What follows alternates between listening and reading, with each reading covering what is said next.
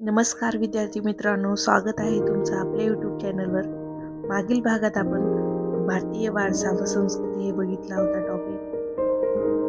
त्यानंतर आधुनिक काळातील भारतीय संस्कृती व कला प्रकार, साहित्य आणि वास्तुकला व दुसरा पॉईंट बघितला होता भक्ती आंदोलन आणि त्यांचे तत्वज्ञान, विशेषतः महाराष्ट्रातील संतांच्या चळवळीसह. आता पुढील भागात आपण बघणार आहोत साधारणतः 18व्या शतकातील मध्यापासून ते आधुनिक भारतीय इतिहास व महत्त्वपूर्ण घटना, व्यक्तिमत्वे. तर मराठ्यांचा उदय झाला या कालखंडात, तो पाहायचा आहे आपल्याला डिटेलमध्ये. आपले युद्ध, पहिले महायुद्ध, दुसरे महायुद्ध, तिसरे महायुद्ध, पुन्हा सर्व लढाया, प्लासीची लढाई, बक्सरची लढाई. 14 पॉईंट 1857चा उठाव, कारणे, परिणाम, चळवळी, आदिवासी उठाव, बंगालची फाळणी, राष्ट्रवादाचा विकास,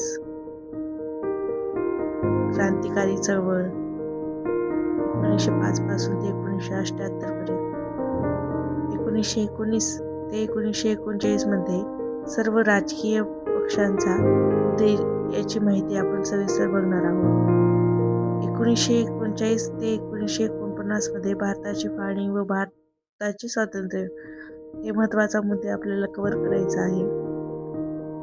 तर या काळातील सर्व व्यक्तिमत्वे खूप महत्त्वाचे आहेत. सर्व आपल्याला म्हणजे त्याबद्दलची माहिती आपल्याला असणं गरजेचं आहे.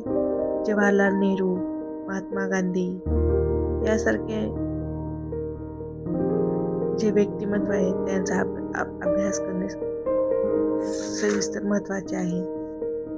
त्यानंतर स्वातंत्र्य लढा व त्यांचे विविध टप्पे आणि देशाच्या विविध भागातील महत्त्वाचे योगदान करते.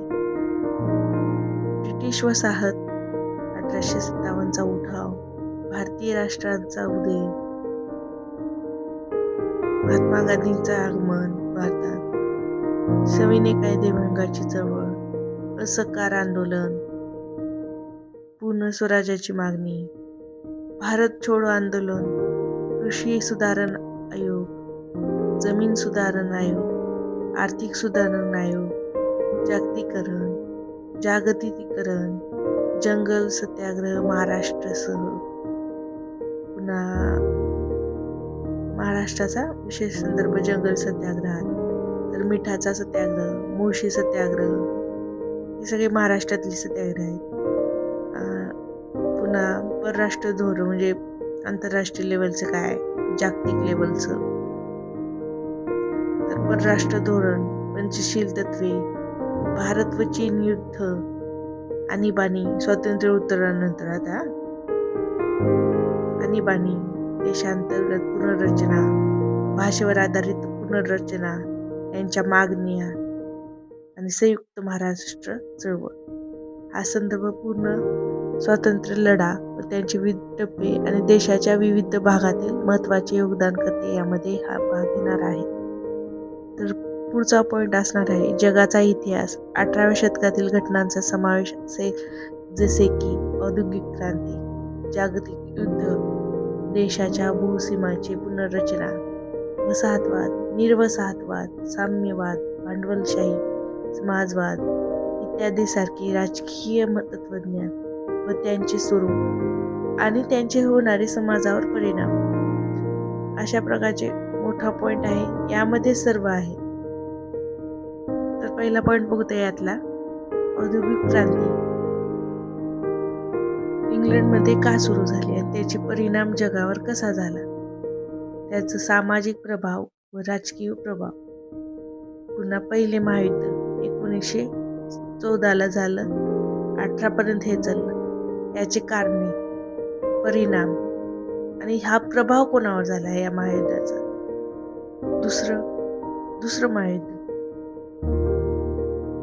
तिसरा पॉईंट आहे दुसरं महायुद्ध 1939 ते 1945 मध्ये हे महायुद्ध झालं. याची पण कारणे, परिणाम आणि हे प्रभाव कोणावर झाला याचं पूर्ण माहिती असणं गरजेचं आहे. तिसरं पॉइंट, दुसरं महायुद्धानंतर देशाच्या सीमांची पुनर्रचना झाली. तर ती कोणत्या देशात झाली? युरोप, आशिया, आफ्रिका.